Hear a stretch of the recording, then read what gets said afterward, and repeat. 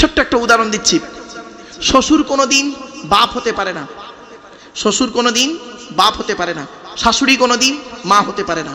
শুনে রেখে দিন, শ্বশুর তোমার বাপ হয়েছে 20 বছর পরে তার মেয়ে দেওয়ার কারণে, আর তোমার বাপ হয়েছে যেদিন তুমি মায়ের পেটে এসেছিলে সেই দিন থেকে। তোমার মা হয়েছে যেদিন তুমি মায়ের পেটে এসেছিলে সেই দিন থেকে। মনে রাখবেন, সন্তান যখন মায়ের পেটের ভিতরে লাথি মারে, মা তখন আনন্দে হেসে ফেলে। আর ওই সন্তান যখন পৃথিবীর মুখ দেখে কারোর কথা শুনে মার গায়ে লাথি মারে, মায়ের চোখ ফেটে পানি পড়ে। দুটোই লাথি, একটা ছিল পেটের ভেতরে লাথি, একটা হলো পেটের বাইরে লাথি। খবরদার, বাম্মাকে কোনোদিন কাঁদাবেন না। ইন্নাল জান্নাতা তাহতা আকদামিল উম্মাহাত, রাসূল বললেন, চায়ের ছেলে মেয়েরা, তোমাদের জান্নাত হলো তোমাদের বাপ আর মায়ের পায়ের তলায়। জোরে বলুন সুবহানাল্লাহ। তাহলে 2 নম্বর হারাম, পিতামাতার সঙ্গে খারাপ আচরণ করা হারাম। 3 নম্বর হারামটা কি জানেন? খুব ইম্পর্টেন্ট। লা তাকতুলু আওলাদাকুম মিন ইমলাক।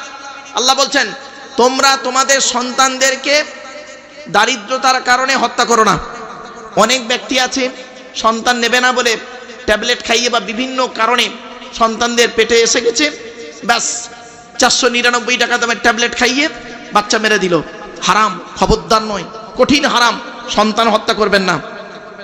যে এসেছে আলহামদুলিল্লাহ, সে তার রেজেক নিয়ে আল্লাহ পাক তাকে পাঠিয়েছে।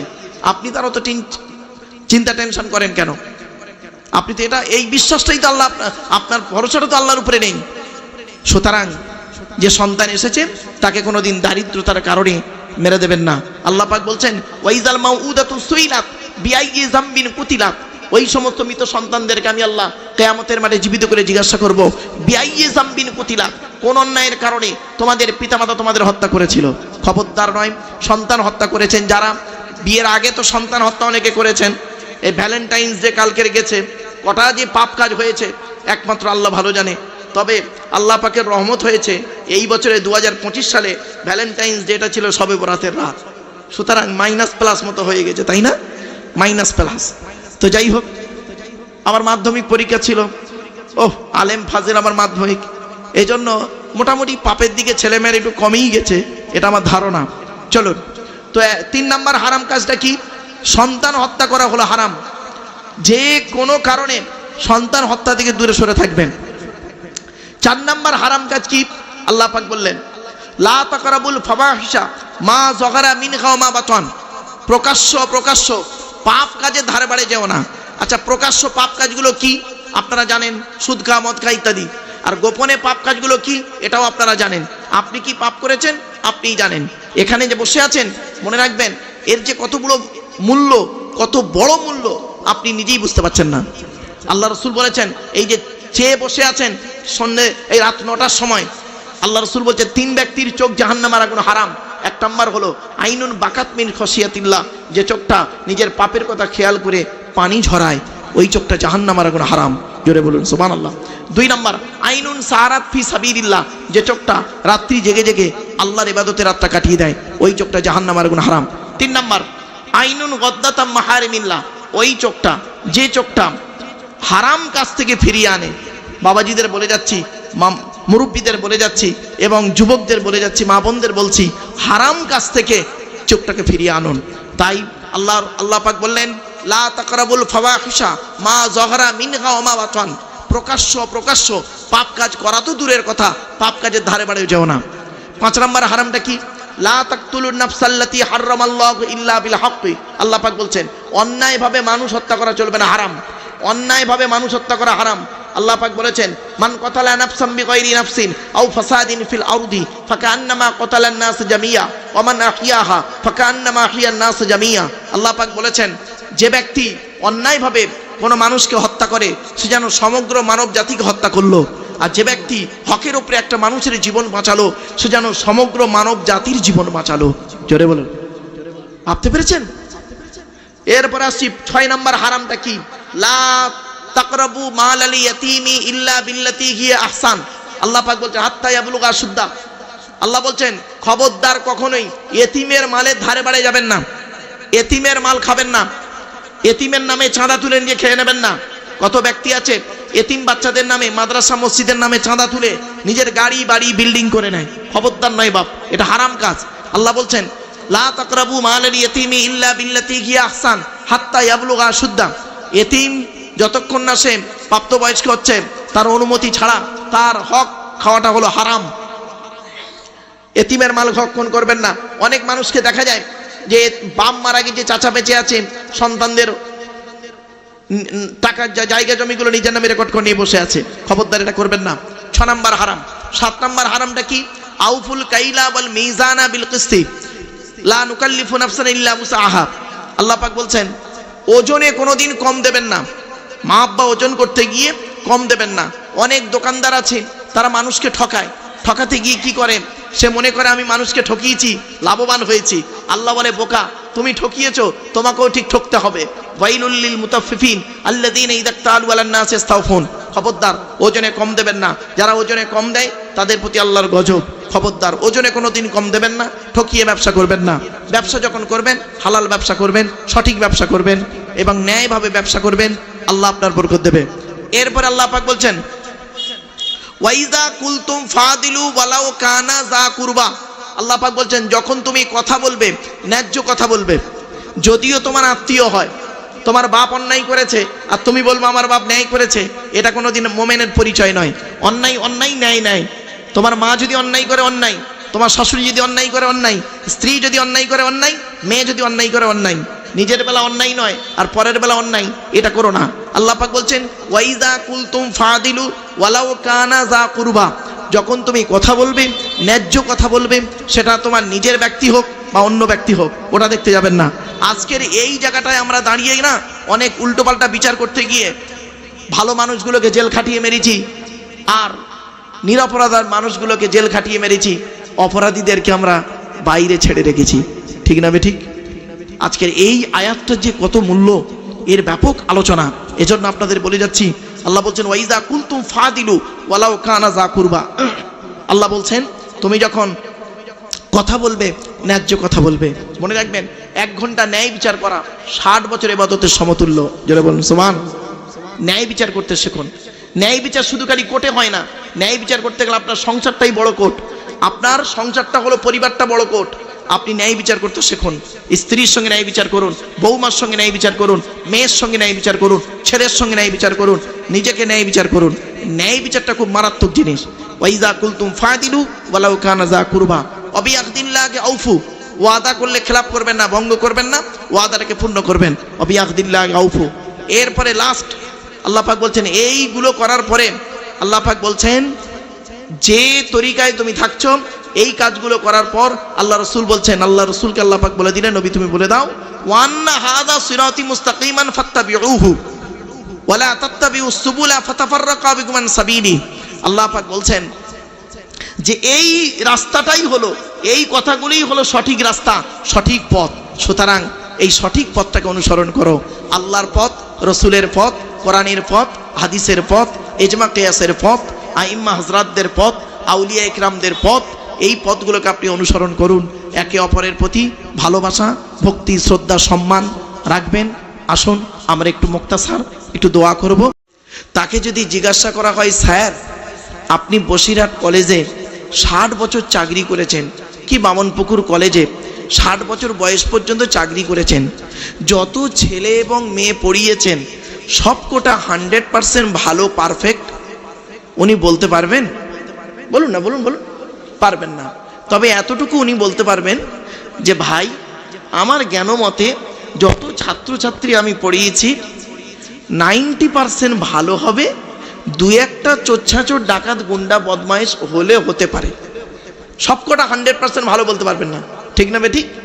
কিন্তু একবার ভেবে দেখেছেন এই পৃথিবীতে একজন প্রফেসর এসেছিলেন, এই পৃথিবীতে একজন লেকচারার এসেছিলেন, এই পৃথিবীতে একজন টিচার এসেছিলেন, এই পৃথিবীতে একজন মেসেঞ্জার এসেছিলেন, এই পৃথিবীতে একজন গাইডার এসেছিলেন, এই পৃথিবীতে এমন একজন টিচার এসেছিলেন যার জন্ম হলো 570 খ্রিস্টাব্দে 29শে আগস্ট সোমবার, আর এন্তেকাল হলো 632 খ্রিস্টাব্দে জুন মাসের 8 তারিখ সোমবার।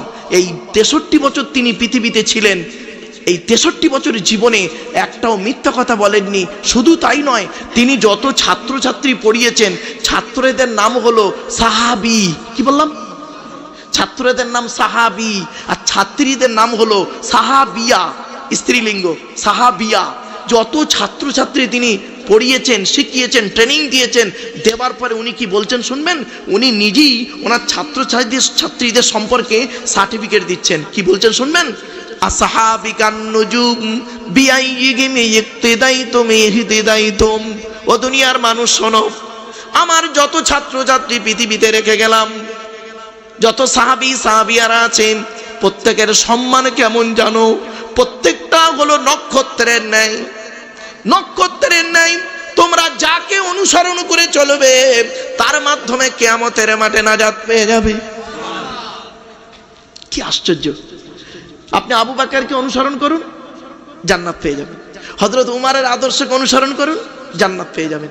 হযরত আলীর আদর্শকে অনুসরণ করুন, জান্নাত পেয়ে যাবেন।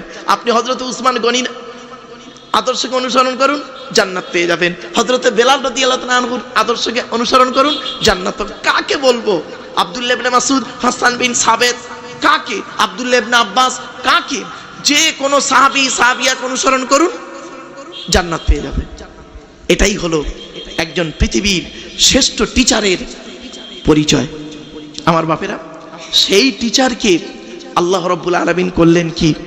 একা পাঠায়নি, পৃথিবীতে একা পাঠায়নি তাকে, তানাকে পাঠিয়েছেন, আবার সঙ্গে একটা গাইড বুক পাঠিয়েছেন। এই গাইড বুকটা আমার হাতে, আর এই গাইড বুকের ব্যাখ্যা হলো তাফসিরুল কোরআন। বাপেরা, এই কোরআনের যে তাফসির, জীবনে আমি আপনাদের অনুরোধ করে বলে যাচ্ছি, বাপ, আমাকে যদি দাওয়াত নাও করেন কোনো দুঃখ নেই, আমি যদি মরেও যাই বাপ, আপনাদের আমি হাতে ধরে বলে যাচ্ছি, আপনারা এই তাফসিরুল কোরআনটাকে বন্ধ করবেন না, এই কোরআনের তাফসিরকে বন্ধ করবেন না। বাবা, জলসা দেওয়া আর কোরআনের তাফসির দেওয়া আসমান জমিন তফাৎ। জলসায় না উল্টো পাল্টা বলা যায়, এর বিরুদ্ধে ওর বিরুদ্ধে বলা যায়, কিন্তু তাফসিরুল কোরআনের মাহফিলে কোরআনের আলোচনা করতে এসে কারোর বিরুদ্ধে কিছু কথা বলতে গেলে না বাবা, বুকটা কেঁপে যাবে। আল্লাহ পাক কোরআনে কি বলছে শুনবেন? ওয়ালাকাদ সাররাফনা ফি হাযাল কুরআনি লিন-নাস মিন কুল্লি মাসাল ওয়া কানাল ইনসানু আকসারা শাইইন জাদালা। কি আশ্চর্য! সূরা কাফের মধ্যে আল্লাহ বলছেন, আমি আল্লাহ এই কোরআনের ভিতরে প্রত্যেকটা জিনিস সুন্দর করে মানুষের জন্য উপমা স্বরূপ পাঠিয়ে দিয়েছি। জোরে বলুন। সব দিকের আলোচনা করা আছে কোরআনের ভিতরে, কিন্তু মানুষ, আল্লাহ বলছেন মানুষ এরা বোঝে না। ওয়াকানাল ইনসানু আকসারা শাইইন জাদালা। এরা বোঝে না, নিজেদের মধ্যে খালি মারামারি করে।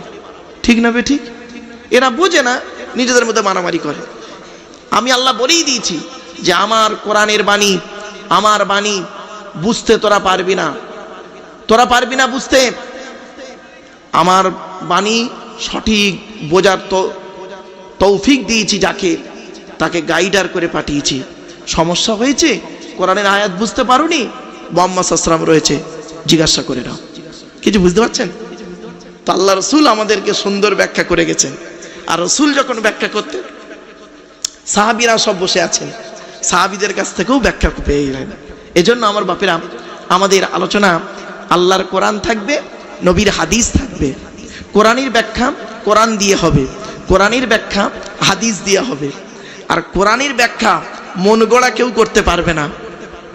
শুনে নিন, আল্লাহ নবী বলেছেন, মান ফাসসারাল কুরআনা বিরাইহি ফালিয়াতাবাওয়াহু মাকআদাহু মিনান নার। আল্লাহ নবী বলেন, কোরআনের তাফসীর যদি কেউ মন গড়া করে, তার ঠিকানা হবে জাহান্নাম। বাপেরা, এজন্য কোরআনের তাফসীর করতে গেলে 25 রকমের জ্ঞান থাকতে হবে। 25 রকমের জ্ঞান যে লোকটার মধ্যে আছে, ওই লোকটা কোরআনের তাফসীর করার যোগ্যতা রাখে। আমার বাপেরা, আপনাদেরকে বলি, এই তাফসীরুল কোরআনের মাহফিলে আপনারা আসবেন, বসবেন, বুঝবেন। বুঝতে না পারলে উলামা হযরতদেরকে বলবেন, হুজুর আমরা বুঝতে পারিনি, একটু খুলে বলুন। উলামা হযরতরা যারা আছেন, যোগ্য মানুষ, আপনার কি বলবো, মনিরুজ্জামান সাহেব আমার অত্যন্ত বন্ধুবর্গ মানুষ, খুব ভালো মানুষ, যোগ্য আলেম মনিরুজ্জামান সাহেব। আরও আপনার, এজন্য আপনাদের বলি বাবা, কোরআনের আলোচনা শুনুন। আসুন, আমরা আর অন্যদিকে সময় না দিয়ে আমরা মূল তাফসিরে ঢুকবো। ঢোকার আগে প্রাথমিক কিছু কথা বলবো। কি? কোরআনের আলোচনা শুনতে গেলে কয়েক কটা জিনিস ঠিক রাখতে হবে। 1 নাম্বার, শরীর পাক, কাপড় পাক, জায়গা পাক, এই 3টে ঠিক রাখবেন কোরআনের তাফসীর করতে গেলে, বুঝতে গেলে, শুনতে গেলে। সাথে সাথে বলছি বাপেরা, শরীর পাকের 3টে পদ্ধতি আছে। অজুর মাধ্যমে শরীর পাক হয়, হয় না বাবা? গোসলের মাধ্যমে পাক হয়। এখন অজুর করতে গেলে পানির প্রয়োজন, আর গোসল করতে গেলে পানির প্রয়োজন। যদি আপনি পানির প্রবলেম হন, কোরআন বলছে তায়াম্মুম করবে। তাহলে গোসলের ফরজ হলো 3টে। কি? 1 নাম্বার গড়গড়া সহ কুল্লি করা, 2 নাম্বার নাকের নরম গোস্ত পর্যন্ত পানি পৌঁছানো, 3 নাম্বার সারা শরীরটা ভালো করে ধৌত করা। আচ্ছা, এবারে আসছি তায়াম্মুমের ফরজ। তায়াম্মুমের ফরজ হলো 3টে। কি কি? 1 নাম্বার নিয়ত করা, 2 নাম্বার হলো মুখমণ্ডল মোসা করা, 3 নাম্বার হাত মোসা করা। অজুর ফরজ হলো 4টে। কি কি? 1 নাম্বার হলো মুখমণ্ডল ধৌত করা। বাপেরা, এই চুলের গোড়া থেকে নিয়ে থুতনি পর্যন্ত, এ কানের লতিকা থেকে নিয়ে অপর কানের লতিকা পর্যন্ত ভালো করে ধৌত করবেন। একটা লোমের গোড়া যদি শুকনো থাকে, অজু হবে না, ওই অজুতে নামাজ পড়লে কবুল হবে না। যাদের ঘন দাড়ি আছে বাপেরা, ঘন দাড়ি আছে যাদের, একটু খেয়াল করে নেবেন। আর হাতের কনুইয়ের উপর পর্যন্ত ধৌত করবেন। এই কনুই পর্যন্ত ধৌত করলে হবে না, কনুইয়ের উপর পর্যন্ত ধৌত করবেন। 3 নাম্বার মাথামণ্ডল মোসা করবেন। 4 নাম্বার পায়ের গাঁটের উপর পর্যন্ত ধৌত করে নেবেন। ব্যাস, অজু গোসল সেখানেই ঢুকছি। এবার আসছি কোরআনের ভিতরে কি আছে, কোরআনের পরিচয়টা দিই। কোরআন আল্লাহর তরফ থেকে জিবরাইলের মাধ্যমে হযরত মুহাম্মদ সাল্লাল্লাহু আলাইহি সাল্লামের উপরে আরবের মক্কা নগরের নিকটবর্তী একটি গুহা, গুহাটির নাম হলো হেরা। হেরা নামক গুহাতে 610 খ্রিস্টাব্দে 1 ফেব্রুয়ারি সোমবার, কত বললাম বা? 1 ফেব্রুয়ারি সোমবার 610 খ্রিস্টাব্দে। কত? 610। আচ্ছা, আজকের তারিখটা কত বলুন তো দেখি? 15 ফেব্রুয়ারি শনিবার 2025 খ্রিস্টাব্দ। আর কোরআন এসেছে কবে? 610 খ্রিস্টাব্দে 1 ফেব্রুয়ারি সোমবার। আজকের বাড়ি থেকে মাইনাস প্লাস করবেন, সাল, তারিখ, বার আমি সব বলে দিলাম বাপ। চলেন এবার আসছি 610 খ্রিস্টাব্দে 1 ফেব্রুয়ারি সোমবার কোরআনের প্রথম আয়াত নাজিল হলো। ইকরা, রিড, পড়ো পড়ো। এই কোরআনে আছে কি কি? 30টা পারা, 540টা রুকু, 114টা সূরা, 14 থেকে 15 খানা সাজদা, 7টা মানজিল, 8 থেকে 12 খানা সাক্তা, 6666টা আয়াত, কেউ বলেছেন 6236টা আয়াত, 3,23,215টা অক্ষর। এ কোরআন 22 বছর 9 মাস কয়েকদিন, কম বেশি 23 বছর ধরে কোনো ঘটনাকে কেন্দ্র করে, কোনো ব্যক্তিকে কেন্দ্র করে, কোনো বস্তুকে কেন্দ্র করে, কোনো জায়গাকে কেন্দ্র করে কোরআনের আয়াতগুলো নাজিল হয়েছে। 6000 আয়াত নাজিল হয়েছে, 12,000 জায়গায় নাজিল হয়েছে। জোরে বলুন, 12,000 জায়গায় নাজিল হয়েছে 6000 আয়াত। ভাবতে পারবেন না? চলেন এবার আসছি এই কোরআনের ভিতরে পড়ার কথা আছে। ইকরা, রিড, পড়ো। নামাজের কথা আছে বিভিন্ন অ্যাঙ্গেলে 82 জায়গায়। কত জায়গায় বাপ? বিভিন্ন অ্যাঙ্গেলে বিভিন্ন শব্দের মাধ্যমে নামাজের কথা বলা আছে 82 জায়গায়। আর লেখাপড়ার কথা কোরআনে আছে 92 জায়গায়। কত? 92 জায়গায়। আর এই কোরআনে আছে 250 রকমের হারাম আয়াত আর 250 রকমের হালাল আয়াত। হারাম আর হালাল আয়াত হলো 500, 250 হারাম, 250 হালাল। আচ্ছা, এই কোরআনে আছে 1000 আয়াত হলো বিজ্ঞান ভিত্তিক, বিজ্ঞান ভিত্তিক আয়াত। এবার আসছি হেদায়েতের আয়াত প্রায় 1000, বিভিন্ন উদাহরণের আয়াত 1000। এইভাবে কোরআনটাকে সাজানো আছে। এবারে কোরআন অবতীর্ণ হয়েছে মক্কা মদিনায়, 12,000 জায়গায়, বিভিন্ন জায়গায়, বিভিন্ন অ্যাঙ্গেলে, বিভিন্ন ক্ষেত্রে আয়াত নাজিল হয়েছে। সাহাবীরা আলোচনা করছেন, আয়াত নাজিল হয়ে গেল। রাসূল করিম সাল্লাল্লাহু আলাইহি ওয়াসাল্লাম দাঁড়িয়ে আছেন, হযরত ওমর রাদিয়াল্লাহু আনহু একটা কথা বললেন, ওনাকে কেন্দ্র করে আয়াত নাজিল। গতকালকে আমার জলসা ছিল ওই গলাশিয়া ঈদগাহ ময়দান, নিউ টাউন, ওখানে গিয়ে বলছিলাম হযরত ওমর রাদিয়াল্লাহু আনহু বলেছেন, আল্লাহ রাসূল বলছেন, হ্যাঁ ওমর, এই মদটা কি করা যায় বলো তো? হযরত ওমর রাদিয়াল্লাহু আনহু বললেন, ইয়া রাসূলুল্লাহ, মদ যদি জনমের মতো আল্লাহ হারাম করে দিতেন ভালো হতো। ব্যাস, আল্লাহ নবী বললেন আমারও তাই মনে হয়। সঙ্গে সঙ্গে জিবরাইলকে পাঠালেন, কোরআনের আয়াত নাজিল হলো, মদ হারাম হয়ে গেল। ঠিক এইরকম বেশ কিছু আলোচনা আছে বাপ। তো আমরা আজকে আলোচনা শুরু করব। গত বছরে আমরা আলোচনা করেছিলাম সূরা ফাতিরের 1 নম্বর আয়াত থেকে 14 নম্বর আয়াত পর্যন্ত হয়েছিল। আজকে আমাদের আলোচনা হবে 15 নম্বর আয়াত থেকে। 15 নম্বর আয়াতটা পড়ার আগে বাপেরা আল্লাহর অর্ডার অনুযায়ী, আল্লাহর হুকুম অনুযায়ী আল্লাহ বলছেন, সেটা আমাদের মানতে হবে। কি আল্লাহ বলছেন? কি চলুন, ইজা করাআতাল কুরআনা ফাস্তাইজ বিল্লাহি মিনাশ শাইতানির রাজিম। তুমি যখন কোরআন পড়বে, ইজা করাআতাল কুরআন, যখন তুমি কোরআন পড়বে, ফাস্তাইজ বিল্লাহি মিনাশ শাইতানির রাজিম, সুতরাং শয়তান মরদুদ হইতে আল্লাহর কাছে পানাহ চেয়ে নাও। তো আমার বাপেরা একবার কষ্ট করে আউযু বিল্লাহ পড়া যাবে? পড়েন, আউযু বিল্লাহি মিনাশ শাইতানির রাজিম। এর বাংলা মানেটা কি? বাংলা মানে হচ্ছে বিতাড়িত শয়তান মরদুদ হইতে আল্লাহর কাছে পানাহ চেয়ে নিলাম। আউযু বিল্লাহ পড়ার পরে বাপ বিসমিল্লাহ পড়তে হয়। বিসমিল্লাহ কেন পড়বেন? আল্লাহ নবী বলেছেন, কুল্লু আমরিন জিবালিন লাম ইউবদা বিসমিল্লাহির রহমানির রহিম ফাহুয়া আফতার। আল্লাহ নবী বলেছেন, প্রত্যেকটা কাজ যখন শুরু করবে বিসমিল্লাহ দিয়ে শুরু করবে। আর বিসমিল্লাহ ছাড়া যদি কোনো কাজ শুরু করেছো, ওতে কোনো বরকত হবে না, ওটা হবে লেজ কাটা। আমরা মানুষকে বলি কি জানেন? ইবাদত করো, ইবাদত করো, বলি না বাবা? বলুন না। আল্লাহ বলেছেন ইবাদত করো। ইবাদত কাকে বলে শুনে যান আজকের। যতদিন বাঁচবেন এটা প্র্যাকটিক্যাল করবেন। ইবাদত শব্দের ইবাদত কাকে বলে চলুন শুনে নিন।